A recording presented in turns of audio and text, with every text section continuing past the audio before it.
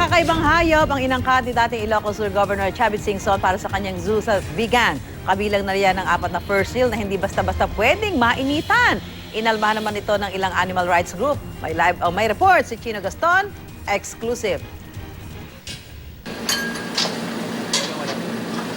Sa unang tingin, aakalain mong mga aso ang nasa loob ng mga crate na ito sa NAIA Terminal 2 cargo area.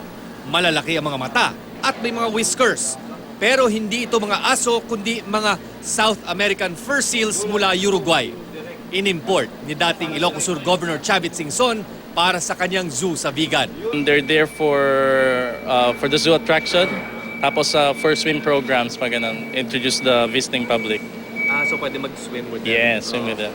Ang 4 na fur seals na ito ay ilan lamang sa mga wild animals na nakatakdang dumating sa bansa bilang dagdag atraksyon sa zoo ng mga Singson sa Ilocos Sur. Pagtitiyak naman ng kanilang mga trainers na mapapangalagaan ng husto ang kalusugan ng kanilang mga alaga.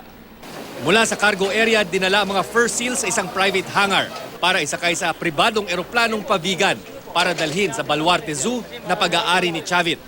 Pambihirang pag-iingat ang kailangan daw sa pag-transport sa mga fur seal. Kailangan basain ng tubig, mayat-maya, at hindi pwede mainitan ang mga ito. Sabi ni Dean Abad, manager ng Baluarte Zoo, may iba pang mga hayop na darating tulad ng 4 na giraffe, 4 na zebra, 3 cheetah, 2 white lion at 2 white tiger. Libreng makikita ng publiko ang mga naturang hayop na ito sa Baluarte Zoo sa Vigan. Sa ngayon, may mga tigre, ostrich at iba pang exotic wild animals na nasa Baluarte Zoo. Pero para sa People for the Ethical Treatment of Animals o PETA, yung mga permits naman, madaling kumuha niyan.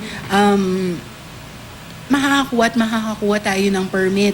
Pero ang tanong doon, tama ba talaga yun? Tama ba talaga na magdagdag pa siya ng mga hayop para lang ikulong?